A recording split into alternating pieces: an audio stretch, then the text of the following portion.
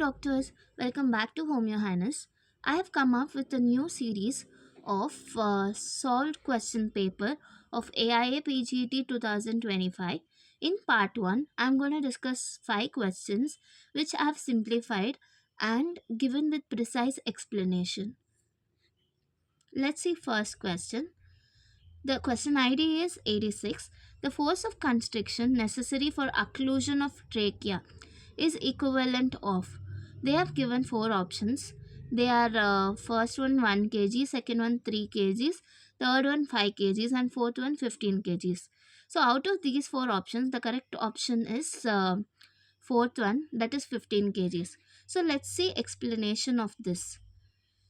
Force required for closure of neck structures. So I have arranged it according to chronological order. So first thing is jugular veins. A 2 kgs of weight is enough during hanging for complete occlusion of jugular veins. For occlusion of carotid arteries, it is 4 to 5 kgs of body weight.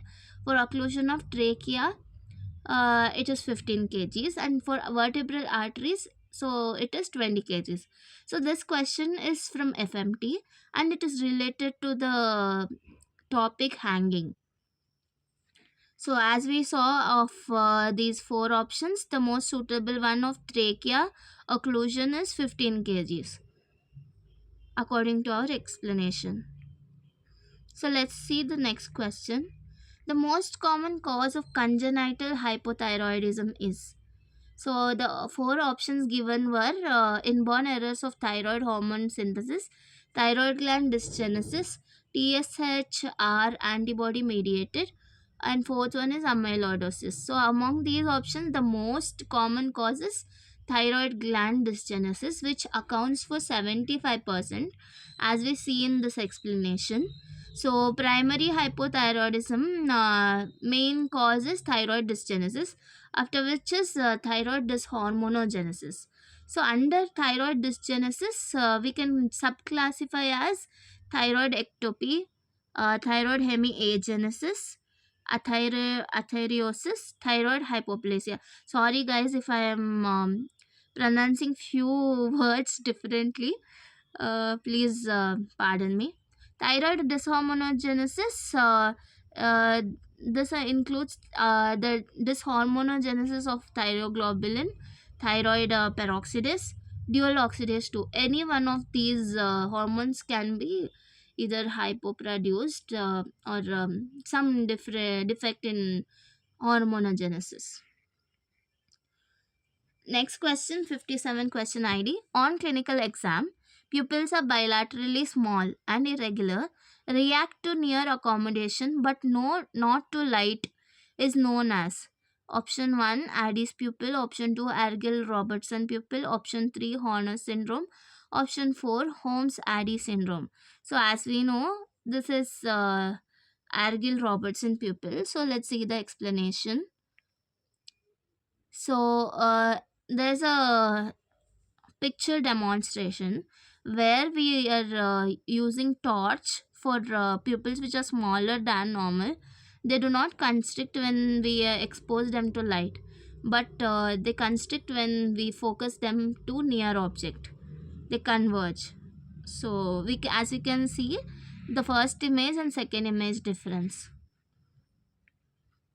Which of the following is most common presenting symptom of pelvic inflammatory disease? As we can see, this is related to OBG, and the 4 options are high grade fever, lower abdominal pain, dorsal backache, abnormal vaginal discharge with dyspareunia.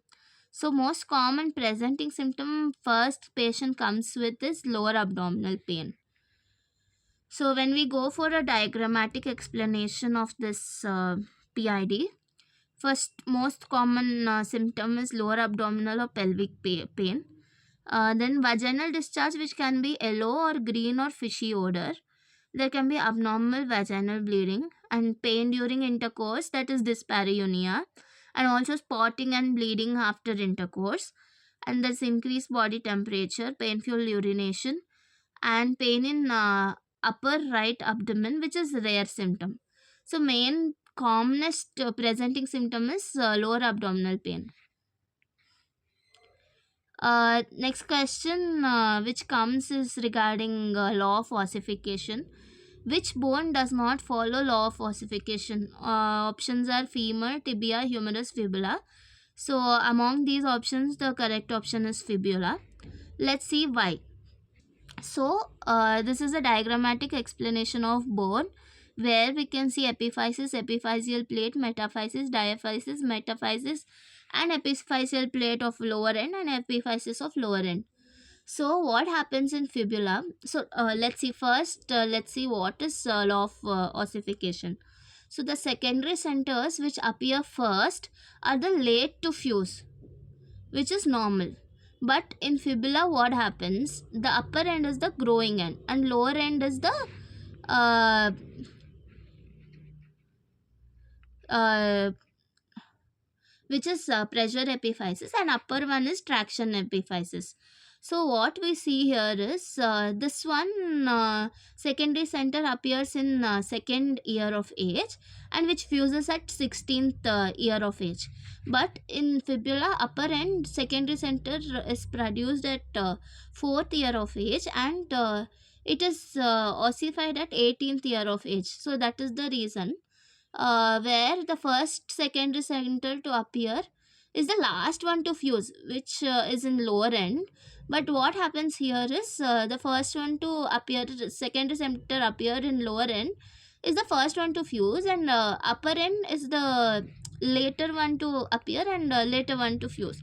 So this is where fibula violates law of ossification. So here I finish 5 questions for the day. So when we analyze the questions, this is from anatomy, or we can also consider it under FMT. This question is OBG.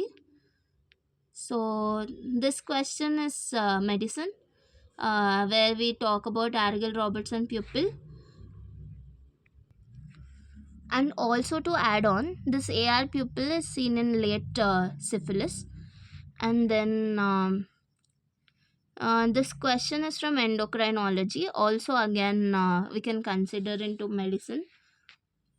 And then this one is hanging, so purely it belongs to FMT itself.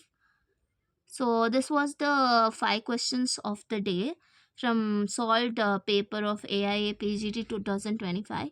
If you like this, please give a thumbs up, and also please comment how did you feel regarding this video and what improvements I can do for the upcoming videos, and do subscribe. Thank you.